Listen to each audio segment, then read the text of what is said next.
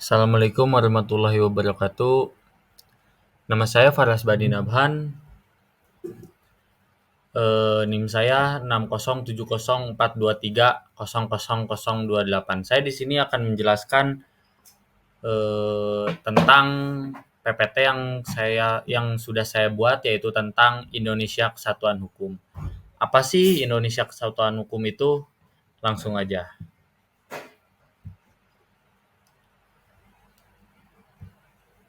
Di sini ada kajian teori.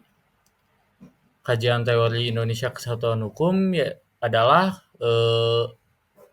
melibatkan pemahaman mendalam terhadap konsep hukum nasional yang bersifat menyeluruh dan tidak terpecah belah. Ini melibatkan analisis terhadap aspek konstitusional, legislatif, dan yuridis yang mendukung prinsip kesatuan hukum dalam sistem hukum Indonesia. Dan di sini juga ada permasalahan Indonesia Kesatuan Hukum itu. Kesatuan hukum di Indonesia meliputi implementasi hukum yang konsisten di seluruh wilayah, perbedaan interpretasi hukum antar daerah, serta tantangan harmonisasi hukum lokal dengan hukum nasional. Selain itu, isu ketidaksetaraan akses terhadap keadilan dan implementasi juga dapat mempengaruhi efektivitas kesatuan hukum di negara ini, yaitu di negara Indonesia. Dan juga ada pembahasan. Kesatuan hukum Indonesia merupakan prinsip dasar yang menekankan bahwa hukum di seluruh wilayah Indonesia bersifat tunggal dan bersatu. Pembahasannya melibatkan analisis terhadap aspek konstitusional,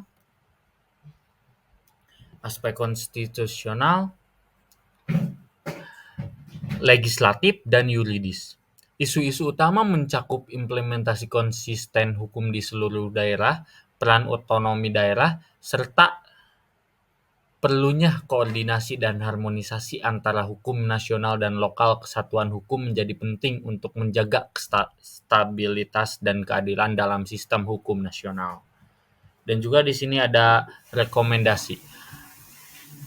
Yang ke-1, penguatan koordinasi, meningkatkan koordinasi antara pemerintah pusat dan daerah dalam pengembangan dan implementasi kebijakan hukum sehingga tidak terjadi inkonsistensi atau perbedaan interpretasi. Yang kedua, harmonisasi hukum, melakukan upaya lebih lanjut untuk mengharmoniskan peraturan-peraturan daerah dengan hukum nasional sehingga tercipta keselarasan dalam sistem hukum secara keseluruhan. Yang ketiga, pemberdayaan lembaga hukum, memperkuat lembaga-lembaga hukum seperti kepolisian, kejaksaan, dan peradilan untuk memastikan penegakan hukum yang efektif dan adil di seluruh wilayah. Yang keempat, pendidikan hukum regional, mendorong pendidikan hukum yang memperhatikan konteks lokal sehingga para profesional hukum memiliki pemahaman yang baik terhadap realitas dan kebutuhan hukum di daerah masing-masing. Yang kelima, partisipasi masyarakat, menggalakkan partisipasi masyarakat dalam proses perumusan kebijakan hukum agar keputusan yang diambil mencerminkan kebutuhan dan aspirasi secara menyeluruh. Yang ketiga, referensi. Yang ke-1, Undang-Undang Dasar 1945, UUD pasal-pasal yang mengatur mengenai kesatuan hukum di Indonesia, buku dan artikel hukum, jurnal hukum nasional, perpustakaan hukum, situs resmi lembaga hukum. Terima kasih. Sekian dari saya.